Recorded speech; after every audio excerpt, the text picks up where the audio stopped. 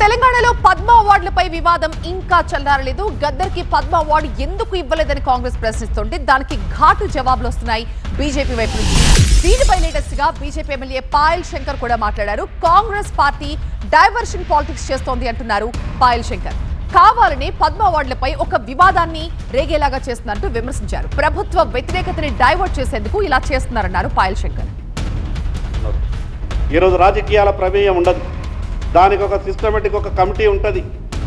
ఆ రకంగా జరుగుతున్నటువంటి ఒక విషయాన్ని రాజకీయంగా ఏదో చర్చ చేయాలా, రచ్చ చేయాలా, దాని ద్వారా ఏదన్నా కొంత కాంగ్రెస్ ప్రభుత్వం మీద ఉన్నటువంటి వ్యతిరేకతను పక్కదారి పట్టించాలన్న ఆలోచనతోనే ఈరోజు కాంగ్రెస్ పార్టీ నాయకులు మాట్లాడేటటువంటి ప్రయత్నం చేస్తున్నారు.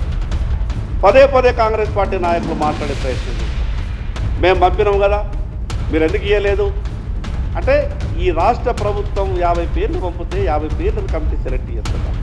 దానికి ఒక సిస్టమ్, అక్కడ ఉన్నటువంటి సిస్టమ్ ద్వారా పేర్లు అనేది సెలెక్ట్ జరుగుతుంది. రాజకీయ ప్రమేయం దాంట్లో ఎక్కడ ఉండదు, పొలిటికల్ ఇంటర్ఫిరెన్స్ ఎక్కడ కూడా లేదు. కానీ దాన్ని రాజకీయం చేయాలనే ఆలోచనతో కాంగ్రెస్ పార్టీ మాట్లాడేటటువంటి ప్రయత్నం చేస్తున్నారు.